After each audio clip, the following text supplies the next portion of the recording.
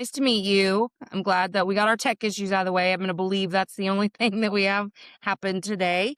Okay. I wouldn't normally start with saying something like this, but I'm, like, amazed that you do anything with 5 children because 3 was a bit more than than I knew what to do with. So I just wanna acknowledge that. Wow, how old are your kids? They are currently 24, 22, 19, just about to be 17 and 12. Oh my gosh. What can I ask what their genders are? I've got 3 girls and 2 boys. It literally goes Oh. girl, boy, girl, boy, girl. Oh my gosh, how fun. Oh, I saw someone on TikTok with a family like that the other day, and I always wondered, like, are the girls, like, closer, or do the ones does the age like, the closer in age, like, matter? I would say for our family, it's the age that because it Okay. doesn't much matter gender-wise, although they're all super close with each other. It's Yeah, it's yeah. kind of amazing. Even my ends, right? You'd think, well, 12 years, that's a big difference. They are still really close with each other. Yeah, yeah. Granted, there's different, like, my 24-year-old is going through different life experiences right now, Sure. but she really relates to the 12-year-old because she's been there. So, Yeah, I love that. yeah. I'm sorry, I just was curious because I'm so fascinated by families. Okay. So I was reading again through your press stuff and what you do, and I'm really curious what led you to get into the work that you're doing. Uh, I would say that it was my own personal experience. And what I mean by that is I was at a point in my life, especially as a mom, where I was witnessing as my children were getting older, and it was especially my middle daughter. I was witnessing a lot of people pleasing and a lot of perfectionist tendencies and over functioning. And it was the moment where I recognized that that was a reflection of how I have been showing up. Like, that was Mhm, the catalyst moment, and then it was an invitation to say, you know, how because I could see how it was somewhat holding my daughter back, and my other children too, because they're very perfectionistly set up, yeah. um, and recognize that I needed to do work on myself so that I could help shift that trajectory. So certain limiting beliefs, as an example, were not continued generation by generation, right? I could interrupt it. So I did my own personal work, and through that process, business wise, I was a project manager by trade. And so I've always been, in communication with people. What do you need? What resources? How do we get this project to fruition? What I recognized as I was going through my own development, though, was my real calling was to work with people, continue work with people on their success, but it was I want to work on personal success. I want to Yeah. actually help people understand themselves on that deeper level, understand their patterns, right? That might not be serving them as they Mhm, once did. Because here's the truth about patterns. They serve us for a certain amount of time. My people pleaser absolutely served me for a certain amount of time, but there came a plateau with it where it's no longer, it's actually holding me back instead of mhm. continuing to serve me. But that's, I mean, the long answer to your question of it was personal experience that drew me in first. And then I brought in what I had done professionally and said, okay, well, now I want to go train in this. I want to actually get formalized training in coaching and then do some specialty training so that I can bring the two things together, experience and training, and help people honestly live their best life. Absolutely, yeah. So I'm wondering too what your thoughts are on this. Do you see because I feel like this was a sneaky way that perfectionism, um this was not as much how it showed up in my life, but it is how I see it in a couple of my kids and others. Um, the fear of beginning something because they cannot get through the yucky part of not being great at something the second they start. And do Yes. you see how, like, do you notice people being resistant to the idea that that is actually perfectionism? Because I really like if I try to say that to my 23-year-old, he not everything's pathology, mom. Okay, well it Yeah. is, but that's okay. Actually, everything has a root, but that's fine. Right, right, right. He just doesn't wanna hear it from a He's tired of pathologizing hearing it. perspective, right. Yes. Yes, I have seen even in my own children that they will not want to try something because they don't know how to be a master at it from the Yes. very beginning. And Yes. that is a form, it's like there's different types of perfectionism, right? So Uh-huh. sometimes there's the internal perfectionist. I have to be a master at this. I have to do it perfectly well. We hold ourselves to this high standard. We can also be externalizing perfectionists where we expect others to live up to these really high expectations and we want them to be perfect. And I know that I mean, I parent coach, right? So this is something that I talk about with a lot of parents is where is it, let's draw the line between your expectations and your child, right? Because they are holding them to this really high standard. And I'm not saying we don't hold our kids to a high standard, but there's a difference between high standard and wanting them to be perfect. Absolutely. And here's the deal, our narratives are liars. And so we can get really solid on the things that we believe and think, no, that's just how it is, or Hmm. that's the right way or whatever. And not realize how off we are from hitting the mark with what we're trying to do, but where we Right. actually are is communicating this standard that if you don't meet my expectations, you're not doing it good enough. And Yeah. that it took me a hot second to realize some of the ways that perfectionism was showing up in terms of my expectations for others. I had to Right. realize, okay, I'm holding myself to this standard in terms of because I thought one of the biggest ways that realized was like, if I tell you that something you're doing is impacting me, if you care about me, you're literally never going to do that thing again. From the second I bring it up to you, you're Right. going to respond perfectly and say, Melissa, I'm so sorry. I'm so sorry. And also, I'm never doing that again, and then Right. never do it again. And Right. hello, why is that too much to ask? It's so comical to me now because it took so many layers of like scraping away to get that that's what I was expecting.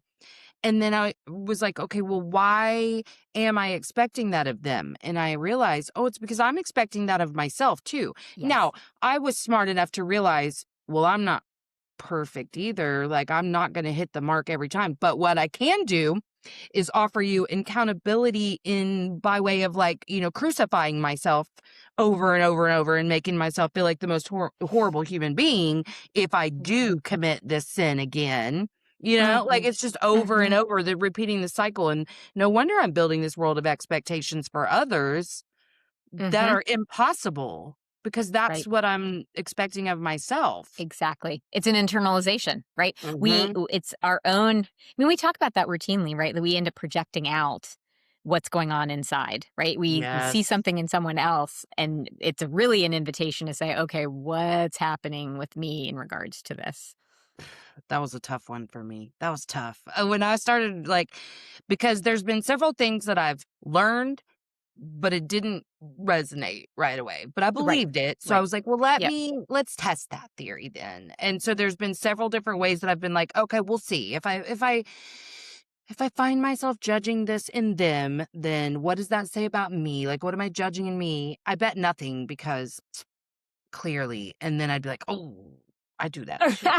I do that Oh, too. there's Whoa, that. that's tough, Yes. that's tough. Yes. But I was Yes. just telling a client last night, like, well, let's remember all the good things that you see in this person and their potential are really the things in you that are good that you're not able to see.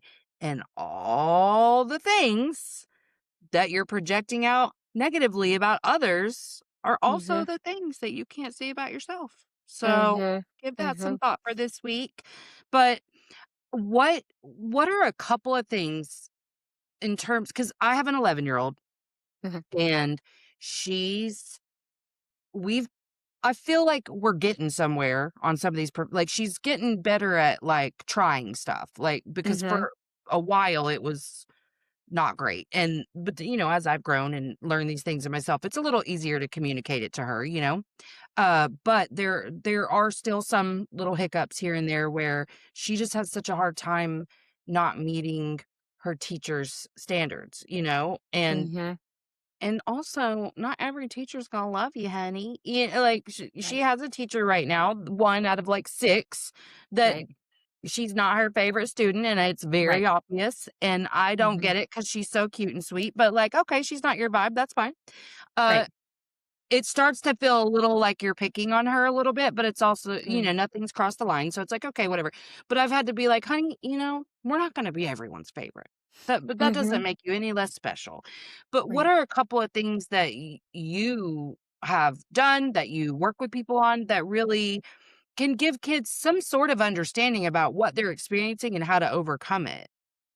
Well, okay, a couple ways that I wanna address that. The first thing that I would say is that what I really do is validate, right? The very first thing I always do is validate because as human beings, regardless of our age, we need to be seen and heard, right? Mhm.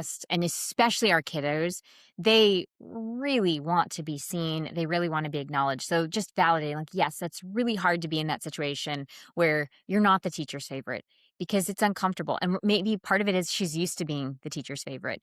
The Mhm. other thing and the other aspect, so the first one is to just validate and to honor and maybe even bring in after doing that, like bringing in some personal experience with that. But the other way to, how we're trying to explain and trying to get our kiddos to see, you're not always going to be somebody's perfect person, is to put it in their terms of, um, you know, how they feel about other people. Like, is every single person their person? Not, they don't always vibe with every single person they meet, and that's okay, right? And really get them to get to this place of recognize, like, oh, yeah, I don't vibe with every single person. Oh, I'm having this expectation that I have to do more, expectation of self that I need to do more to get her to Yeah. like me.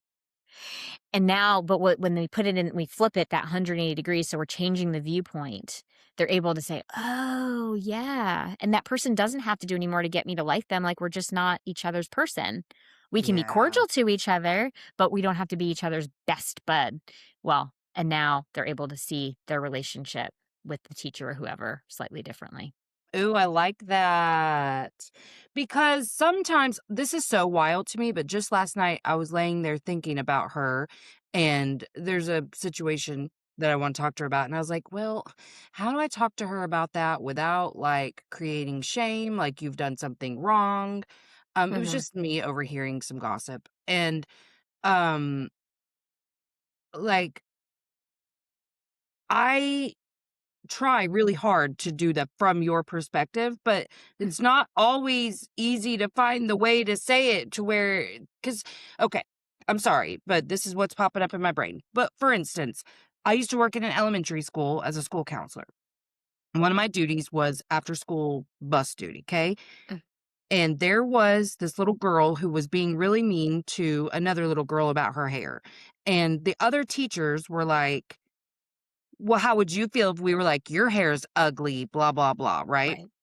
And this girl's bawling. I mean, it felt a little bullying, but this girl's Hmm. crying. And I could tell she feels like they're saying your hair is ugly because, Right.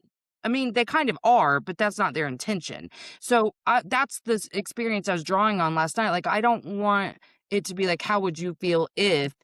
So I couldn't figure out how to get her to look at something from her perspective without being like, how would you feel if someone was doing this to you? Versus like, well, when you're doing this, you know what I mean? Like, it's just, Mhm. there's 2 ways to do that, but I don't wanna do it in a way that is making her feel like I'm actually attacking her. Because Right. even I felt like the little girl was being attacked in that scenario, you know? Right. Right, right, right. That's so tough, especially in those situations, because what happens when we say, "How would you feel if?" We're Yeah. immediately going into it's pretty it's somewhat shaming verbiage, right? Because 'Cause we're Yes. basically saying, like, "There's something wrong with you because 'cause you're not getting this." Right. Right? Right, right.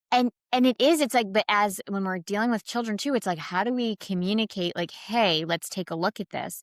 And in my past, I've tried to I really do try to go to the perspective of the like, with my kids, and I'll ask questions like, "Have you ever felt this way?" Or start at the very beginning is, "What do you think that person feels?" Like, just out of curiosity, like, what do you think they feel when they hear you picking on them about their hair? And then have you ever felt that way ever in a different situation? Versus the how would you feel if, right? Right. Because that's like very direct in saying like there's something wrong with you. And it's Yes. almost like, how can we back it up and have them acknowledge maybe what that person might be experiencing, and also have they had an experience of that same feeling? Yeah, I like it's the Yeah. follow-up, I think, Mhm. like, the Mhm. and so can you relate to that? Because I think you can. Right, exactly, Yeah, exactly. yeah. Yeah, Well, yeah, because I've learned from my own experience, like, the only way to truly, like, connect to, like, the oneness in this humanity is to see it, like, I do that too. I've experienced that, I've seen it, I've felt it, whatever, but it's not mhm, always easy for me to know how to get her in that space of, like, I do this too, right, So, right. yeah. Yeah, yeah, and it is hard with, like, preteens and adolescents and young adults because, I mean, let's just their brains aren't fully formed, so it's Right, right. difficult to approach it in the same way that we might with an adult individual who can Yes. obviously understand where we're coming from, of, like, let's see how we can put ourselves in that person's perspective, so sometimes we almost have to, like, we have to baby step them into it. Yes. Yeah, yeah. I remember one time I was, because I used to be a school counselor. I was working with this girl and, she was jealous about something, and someone else it was like one of those, how kids will get really mad when another kid says something excitedly that's happening in their life, and because you're jealous, you now are saying, "This girl's bragging." You know what I mean? Yes, And so yes, that yes. was this whole thing, and I was Yep. like, have you ever been excited about something? And I remember saying, like, "Have you ever felt jealous?" And she was like, Uh-huh. "No, no." And I was like, "Oh, well, girl, I have." And I was talking and talking. Finally, she was like, "Fine, but that's not what this is." And I was like, "Oh, okay. Yeah. Okay." But I do so much from my own perspective when I'm talking to people and my kids that Yep. I was like literally racking my brain like I don't have one for this one. I don't and so I don't like I am very careful about not using shaming verbiage. So I was like, Yeah. I don't even know how to approach this conversation because I don't want to like hurt her, but it's also like stop talking shit about the neighbor girl.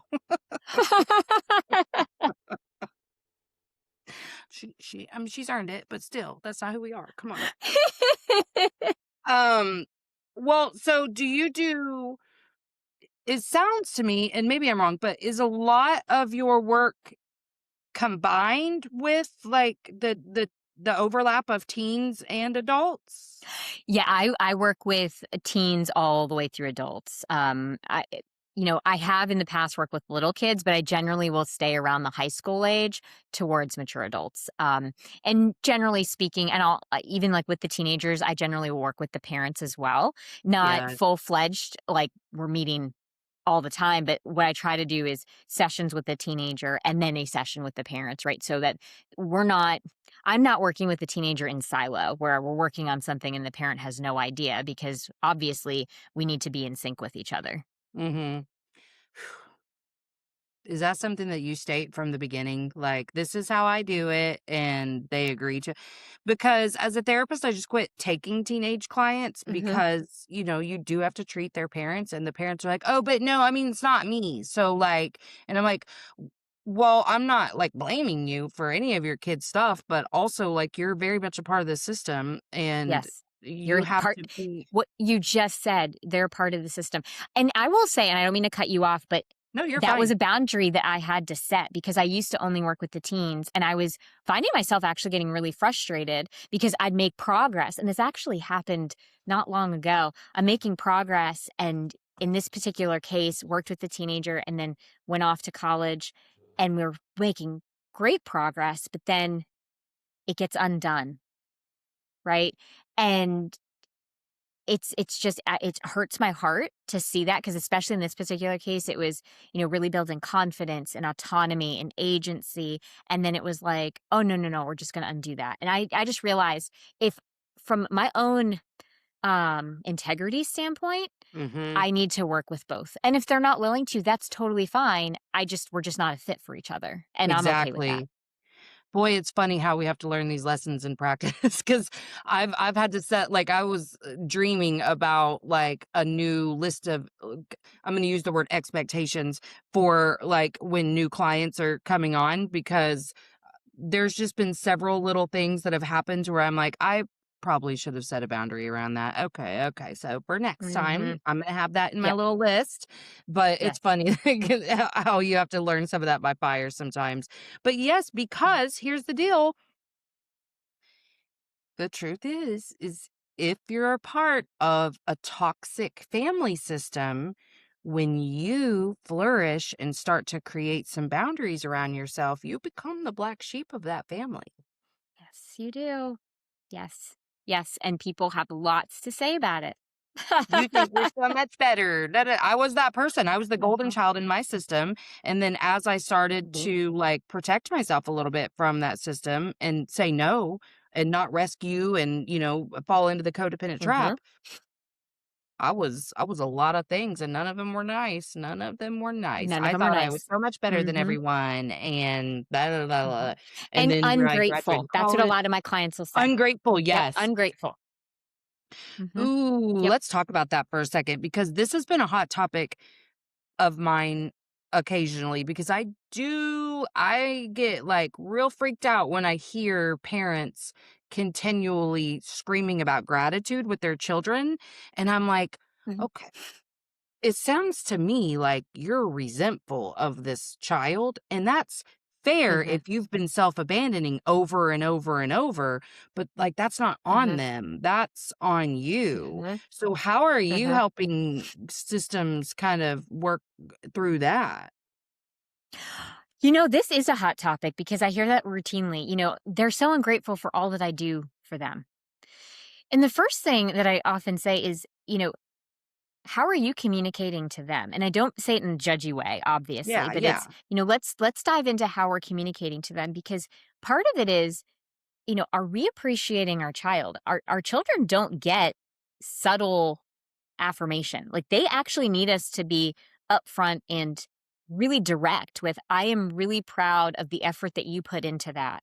And, Yeah. and really actually shifting away from transactional love too, right? Or conditional love. It's, I'm really proud of you for the fact that you showed up and you did this thing rather than, I'm really proud of you for the A. Right. Because Yeah. then that translates into, okay, this is transactional. This is conditional. I will get my parents' love and affection if I get the A Mhm. versus just affirming them on a daily. I'm just really proud of you for who you are. Mhm. I really love being your mom. I love being your dad, right? Just really acknowledging them as an individual. The other thing is when we start saying, we go back to how projection, right? If we're saying, oh, how ungrateful they are, I really challenge people to ask themselves, what's my own gratitude practice like? Because oftentimes that's where I say this to parents all the time, and it's not always easy to hear, but we've got to work on ourselves first. And Mhm. then that's how we show up as conscious parents. So if we're thinking that our kiddo is ungrateful, there really is, I really invite a pause to ask, okay, what's your gratitude practice like? Where are you appreciating not just them, but appreciating stuff in your own life as well and Right. appreciating yourself, right? It's Yourself? all about, Yeah. mhm. It It's all to me, about it's let's like start there first. you're really showing how little you think of yourself if you're so reliant upon a child's gratitude or Right, and to expression of it reaffirm anyway. you, and to reaffirm you. Yeah, yeah, Mhm. and some of the stuff, like, we're talking normal everyday stuff that parents kinda need to do with their kid, Right, like, I'm like right. and some of it's triggering for me because my primary caregiver was my grandma, and Mm, I had a grandma who did that, who was very like, You need to be grateful that I am raising you and mhm. that, just your bare basic needs are met, Needs? Yeah, things like yeah, that, and I'm like yeah. and that's the thing is, like, way overextending what a child should feel the weight of, Mhm, until one day I was like, I mean, I don't remember asking her to take us and mhm, to raise us. In fact, I wish she hadn't. So, like, how grateful you want me to be, grandma. And so, mhm. I mean, I've worked through all that, but why are we expecting something of our children that we are not able to give to ourselves and others? Right, right. The other thing that I wanna say too, and we sort of mentioned this before, we're asking our kids to show up almost as adults too. We have to Yeah. remember that their brains are not fully formed. I mean, truth be told, teenagers, adolescents, they are naturally very egotistical and in their own world. And that's normal, It's it's developmentally there's appropriate. exactly, thank you, Yes, yes. yes. But trying do you ever have trouble getting a parent to understand that? Because I really see that. I don't, again, work with teenagers anymore, but, Right. like, I did it twice, and I was like, "I don't love this." But, like, No I more. see it. Yeah, I yeah, see it, like, with yeah, friends and stuff to where it's like but it's kind of like trying to tell somebody that it's normal and appropriate for a two-year-old to tell you no, and that your mhm, response to that shouldn't be aggression, you know? right, Like, right, I yeah, see the same thing in teen parents where they're like, well, they're selfish. They oh, I hear people calling kids like sociopaths because they lack empathy or whatever. And I'm like, mm, I don't think they lack empathy. I think that they're just like up against that developmental milestone. They haven't gotten yes. to the place where their consciousness has expanded to that point, and that's appropriate.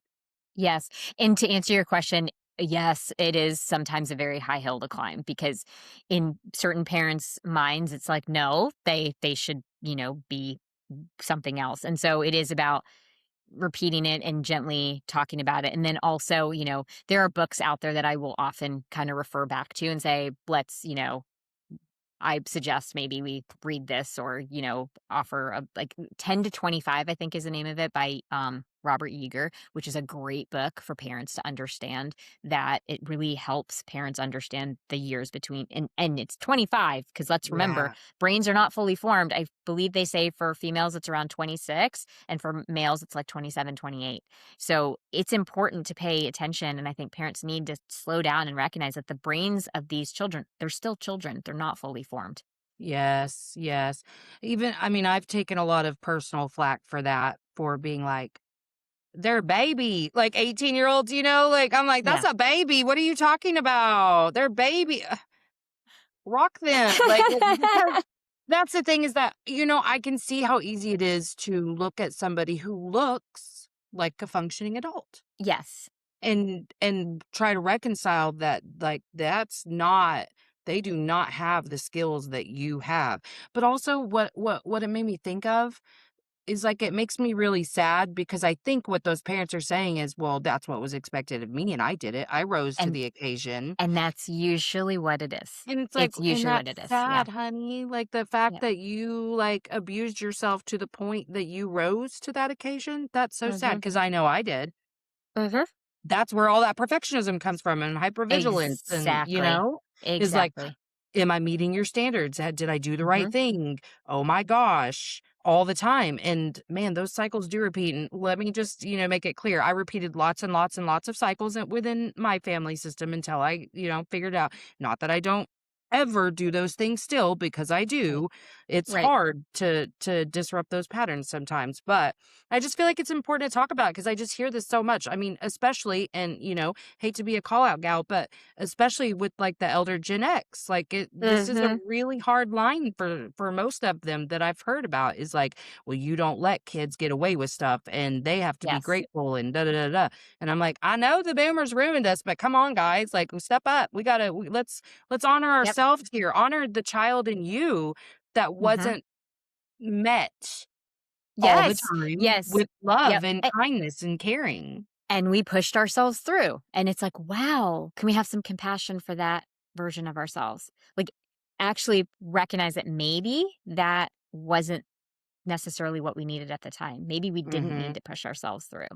And so now that we're parents, how can we show up differently? How can we show up maybe with what we may have needed at that time mhm. in our lives and offer that to our children instead? Okay, so then let me ask you this, because I know this is the big fear that I hear a lot of people say. Mhm. They are very worried that if they do this gentle, soft approach, that Mhm. this child will now be codependent and never leave the house and never accomplish anything. So, how can you provide a distinction between children who are not securely attached and end up staying and doing all that versus Mhm. they receive that gentle love and whatever, and then, oh, weird, they met the appropriate developmental milestones as, they Mhm. turned into adults. The way that I respond to that is that there's a spectrum of gentle, right? I'm not talking about gentle with no boundaries and no accountability for anything. There's a Mhm. difference between this idea of I'm going to hold them to this really high standard and they need to be perfect at all times and they need to be grateful 100% of the time, and this other side of the spectrum of just like let them do whatever they want. They're going to be totally fine. There's the spectrum in there where we can Mhm.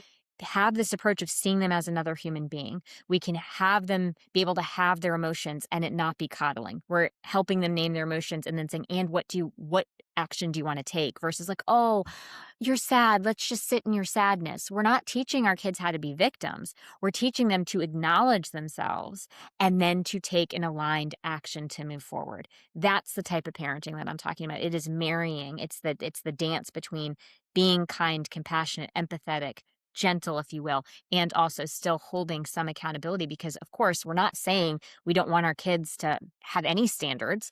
We do, but do they have to be perfect 100% of the time? They're a human being. None of us are Right. perfect. Right. Yeah, that's why with this youngest one, I'm like, especially in math when she was really struggling in math, if she got a C, I was like, "Good job, dude, like, you worked really hard on that paper." I don't give a shit about straight A's, I just don't. Mhm, It just mhm. does not affect me one way or another. I know there are people out there that care a lot about that, and that's great for you, I don't. Yep. But well, I was gonna ask you something. What was it? Because I know I was thinking, yeah, because a lot of people think that co-regulating means just letting them do whatever the hell they want, and it's like, no, Yes. it's about you staying regulated independent of what they are doing in their dysregulation. So, Mhm, that's what like, how would you advise somebody who, like, let's say their teen mhm, is, I don't know, getting in a little trouble at school or, some of the minor stuff that mhm. teens can do. Um, how would you advise someone to approach that with your approach? The very first thing I would say is, do not approach them while you're still emotionally charged, right? That's and to your point about regulation.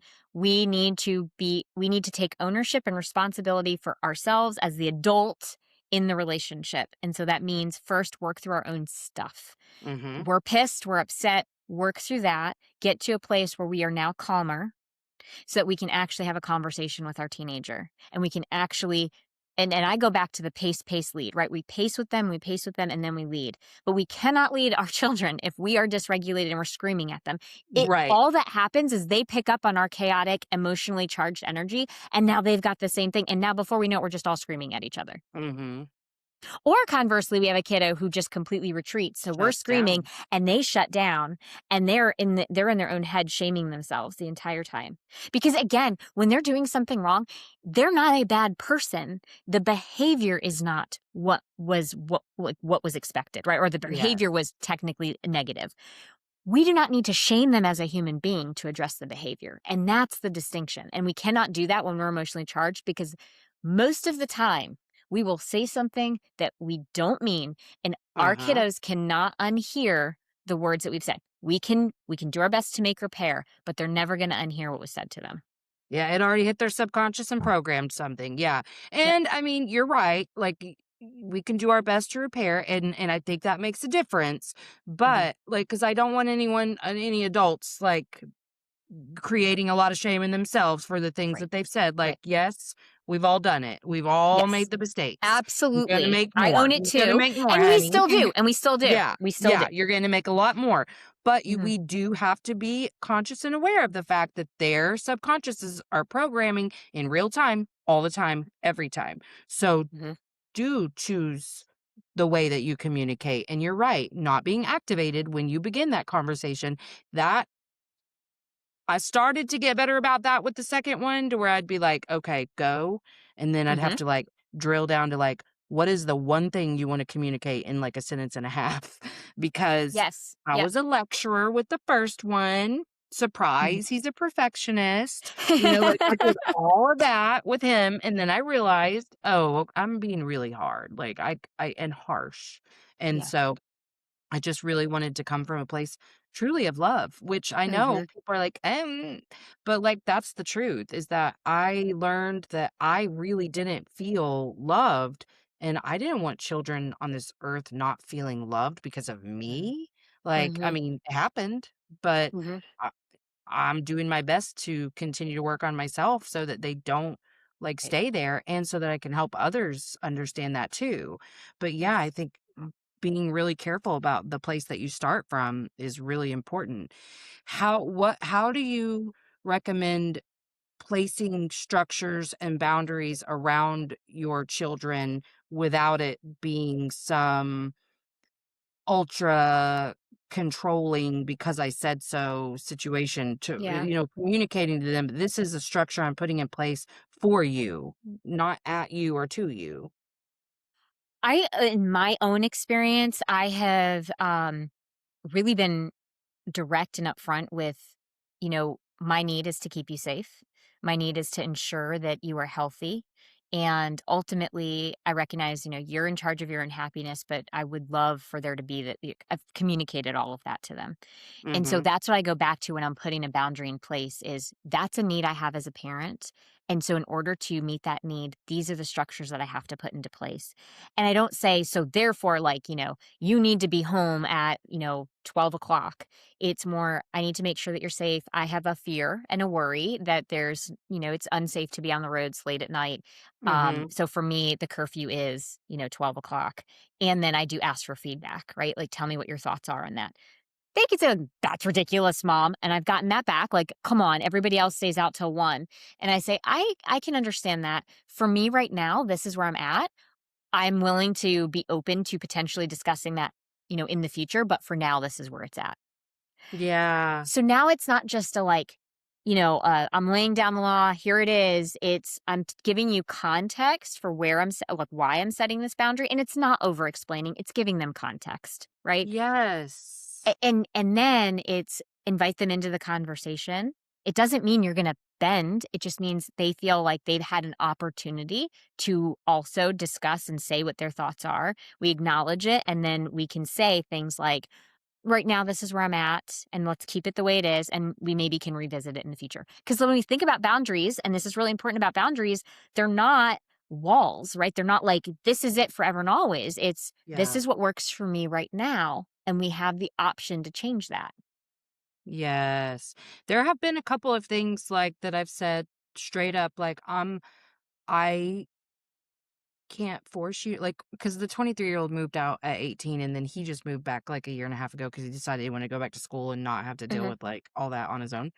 mhm, But when he first moved out, I was like, I recognize that I cannot like tell you to share your location with me, but mhm, like I'm asking you to because I mhm. had friends who'd be like, oh, if you pay for the phone, then da Right, da da then da. you get to the right. And I'm Mhm, like, I'm not doing that. I'm not gonna force anything because I never said when I pay for this phone, that means I get any sort of control over you. You know what I mean? right. And Yep. so there's been several things that I'm like, please for me, will you understand that this is what I really need right now? And Mhm. usually the kids respond really well to stuff like that. Now, that's not like the same as what we were talking about with teens, but I do feel really like validated and affirmed because I'm like, okay, great. That's those last couple years. That's how I've approached those conversations. Even with Yep. my 11-year-old, there's times that I'm like, yeah, and I don't want you to feel like you don't get control, but like that's not going to work for me. So that's not what we're going to do because I don't feel safe with you doing that. And I Right, have to right. feel safe. And the way through it too is to have some balance where we do give them some agency over certain decisions, right? Yes. Instead of Which just is so making every hard. single decision, which is Yeah. hard. It's hard at times. Like you were like, "Oh, that's not going to turn out well," but go ahead. Hey, Yes. Oh my write it to gosh. There's landscape. so many things like that where I'm like, "Okay, Mhm. Mhm. go do that then. Yep. Alright." Yep. But like, because listen, I'm a worrier, okay? Like, I freak out about some stuff. Mhm. My oldest has expressed lots of pain about not being able to, like, stay the night with friends when he was growing up, things like that. Mhm. And my answer used to be, "And were you sexually abused? Okay, well, then it looks like it worked." I've tried to Mhm. release some of these fears, okay? Right. So I let her, like, ride her bike to friend's house in the neighborhood, things like that. Like, it's still very hard for me every single Mhm, time, and I'll mhm, get a little, "Is she okay?" And I check her little location, mhm, things like that all the time. mhm. But I try to let her it's hard for me to watch her kinda make the wrong decision sometimes, like, even Mhm. Mhm. if this is where you say you're going, go there. Don't go Mhm. anywhere else without checking in with me first. And then Mhm. she'll go to the next place without checking it, thinking I'm not gonna know, but because in Right. her mind, she's just do, do, do, do, do, like she doesn't Right. understand why it's a big deal to me. So she's like, Yeah, in it's her brain, it's not literally a big around deal. the Mhm. corner, Right. and I'm like, sissy, okay. How many times are we gonna have to have this conversation? Because I was the kid who did it too, and I get in so much trouble.